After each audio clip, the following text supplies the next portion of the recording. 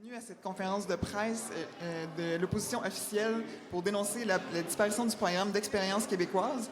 Donc, on va commencer avec le député de l'Acadie, André-Albert Morin, qui est également porte-parole de l'opposition officielle en matière d'immigration, de francisation et d'intégration. On aura ensuite Christopher Zéphir, le président de la Fédération étudiante collégiale du Québec. Ensuite, Flora Domanger, présidente de l'Union étudiante du Québec. Et sera suivi d'Alain Ibou-Diédou, un étudiant qui est affecté par l'arrêt du PET. Bonjour, merci. Alors, on est ici à nouveau avec des étudiants pour dénoncer l'abolition du PEC, du programme de l'expérience québécoise. C'est une véritable injustice que d'abolir ce programme, et comme je le soulignais, dans le milieu d'un match et de changer les règles avant la fin de la partie. Ça ne se fait pas. Il faut rappeler que le gouvernement de la CAQ, dans ses programmes, a invité un très grand nombre d'étudiants étrangers à venir étudier dans nos universités. Quand ces gens-là sont partis, le programme PEC existait, il était ouvert, ils avaient donc un plan de vie, un avenir. Certains ont découvert, évidemment, bien sûr, comment le Québec est une terre d'accueil, une terre magnifique, et donc ils ont voulu rester. Mais voilà, dans le milieu de la partie, le gouvernement change les règles, abolit le programme, l'a suspendu d'abord, on espérait qu'il revienne, mais il a été aboli par la suite. Imaginez le désarroi de ces étudiants, leur programme est brisé, leur vie est évidemment affectée. C'est un impact majeur pour tous ces étudiants qui avaient un projet d'études.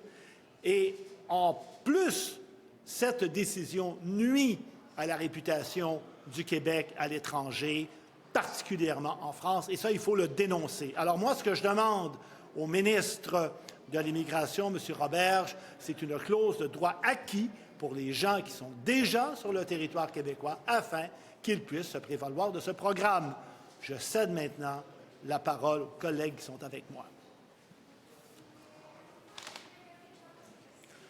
Bonjour, je m'appelle Christopher Zéphir et je suis président de la Fédération étudiante collégiale du Québec. La FEC représente plus de 70 000 personnes étudiantes au sein de 30 associations étudiantes réparties à travers 13 régions administratives de l'Abitibi-Témiscamingue jusqu'en Gaspésie.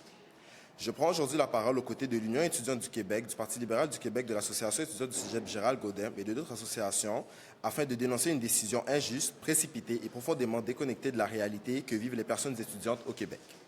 L'annulation du programme de l'expérience québécoise, particulièrement le volet diplômé, c'est plus qu'un changement administratif.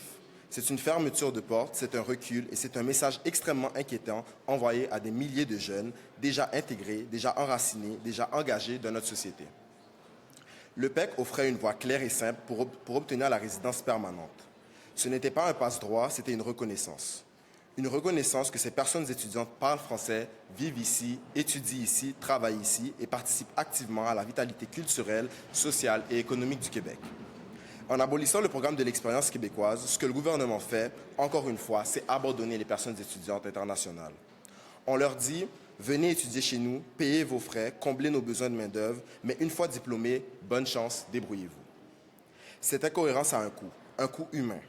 L'insécurité, le stress, la peur de devoir quitter une vie qu'on s'est construite ici.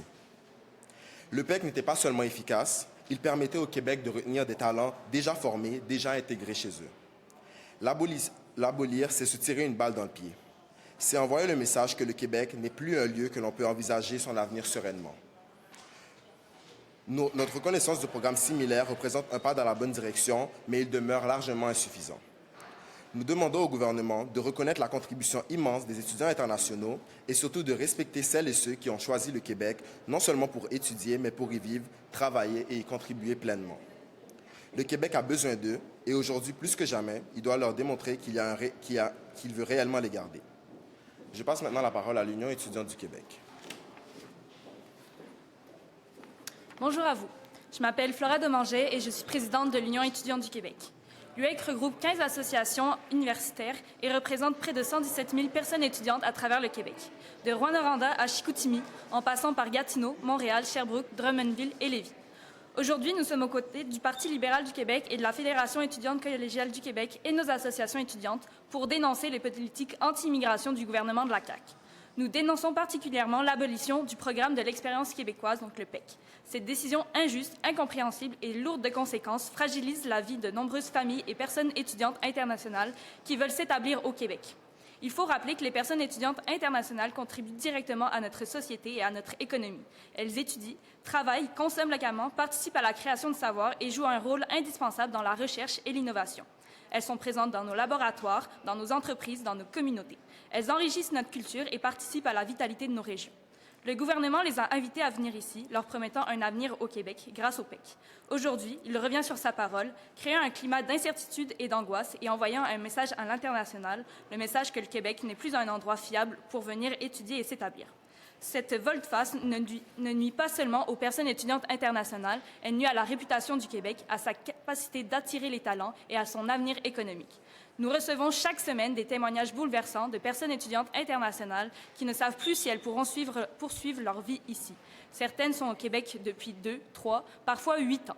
Elles ont construit leurs avenirs, elles sont intégrées, elles ont appris le français, elles contribuent à nos communautés. Et maintenant, elles doivent tout mettre en pause à cause des politiques anti-immigration du gouvernement de la CAQ. Dans un contexte de pénurie de main-d'œuvre, alors que le Québec a besoin de soutien dans ses hôpitaux, ses écoles, ses entreprises et ses laboratoires, le gouvernement ferme la porte à celles et ceux qui contribuent déjà activement à notre société.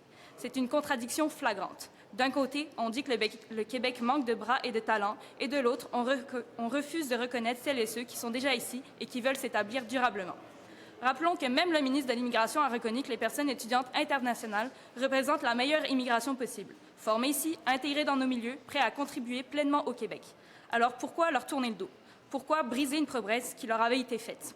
Nous demandons donc au gouvernement de revenir sur sa décision et de permettre aux personnes internationales déjà établies au Québec d'avoir accès à une voie d'accès rapide à la résidence permanente, comme cela leur avait été promis. Il en va de la crédibilité du Québec, de l'équité envers celles et ceux qui ont choisi de venir dans notre société et à notre capacité à bâtir un avenir prospère et inclusif. Le Québec doit envoyer un message clair. Ici, nous valorisons les personnes étudiantes internationales. Ici, nous reconnaissons leur apport. Ici, nous respectons notre parole. Merci, et je laisserai maintenant la parole à Alain Hibou, étudiant au Cégep Gérald-Gondin. Mesdames et messieurs, je me nomme Alain Djidjou, étudiant international en technique de l'informatique, fier membre de la communauté étudiante québécoise. Aujourd'hui, si je prends parole, ce n'est pas seulement en mon nom, mais aussi au nom de ceux et celles qui, comme moi, ont choisi le Québec, avec le cœur et qui, aujourd'hui, voient leur avenir menacé. Je suis arrivé ici à l'automne 2024, animé par une grande estime par le Québec, pour sa culture, sa langue, pour ses valeurs. Et très vite, je m'y suis plongé les deux bras en avant. Pour moi, m'intégrer, ce n'était pas seulement m'adapter.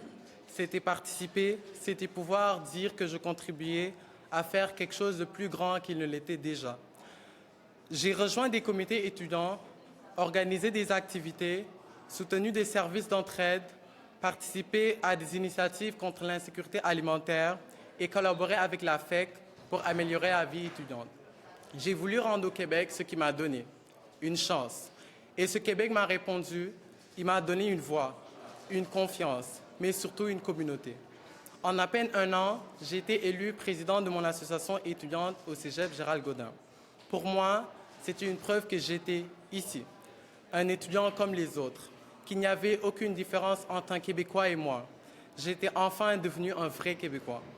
Et je l'ai cru, naïvement peut-être, mais sincèrement. De tout mon cœur, j'ai cru qu'un jour je serais réellement Québécois, reconnu pour mon engagement, mon travail, pour mes efforts de devenir comme les autres. Mais aujourd'hui, force est de constater que le gouvernement de la CAQ ne tient pas compte de ces rêves-là, ni des miens, ni de ceux des milliers d'autres personnes qui, comme moi, ont tout investi avec l'espoir de bâtir une vie ici. On nous avait promis une place, et maintenant on nous dit que cette place n'est peut-être qu'une illusion. Le programme de l'expérience québécoise, le PEQ, n'est pas un simple programme administratif qu'on retire du jour au lendemain. Pour nous, le PEQ, c'est un avenir, c'est une promesse, c'est la reconnaissance officielle d'une intégration déjà accomplie. Pour certains, ce ne sont que des chiffres, mais pour nous, ce sont des familles qui ont fait confiance au Québec. Ce sont des parcours de vie qu'on a encouragés à s'enraciner et qui maintenant sont forcés de se voir déracinés encore une fois. On m'a souvent dit, Alain, tu es ici chez toi. Si tu donnes à ta communauté, personne ne fera de différence. Tu seras un vrai Québécois. Ce qui veut dire, tu étudies ici, tu travailles ici, tu vis ici et tu es chez toi ici. Et aujourd'hui, on nous dit que tout cela, eh bien, c'est terminé. Qu'aujourd'hui, malgré les promesses, malgré les espoirs donnés, eh bien, c'est fini. L'abolition du PEC ne couperait pas seulement dans un processus administratif. Elle coupe dans la confiance, dans la stabilité, dans la réputation du Québec comme terre d'accueil. Elle coupe dans l'avenir de milliers de jeunes qui, chaque jour, travaillent, étudient, payent leurs impôts et participent activement à la vitalité de la société. Ces personnes ne sont pas des variables d'ajustement. Elles sont déjà une force vive. Elles sont déjà des membres à part entière de nos campus, de nos milieux de travail, de nos communautés. Au nom des étudiants internationaux que je représente aujourd'hui, je vous le dis avec respect mais fermeté, il n'est pas trop tard pour corriger votre erreur. Il n'est pas trop tard pour protéger ce qui fait la force du Québec, l'équité, l'intégrité et la diversité. Nous ne demandons pas un privilège, nous demandons que la promesse faite soit tenue. Nous demandons que l'intégration sincère soit reconnue. Nous demandons un parcours clair, juste et humain vers l'avenir que nous construisons déjà ici. Je veux m'établir au Québec, je veux travailler au Québec, je veux servir ici. Je veux donner à cette société ce qu'elle m'a permis de recevoir. Et je sais que je ne suis pas seul. Des milliers de jeunes comme moi ont choisi le Québec, parfois au prix de tout quitter, parce qu'ils croyaient en sa parole. Être Québécois est une chance, et nous en sommes conscients.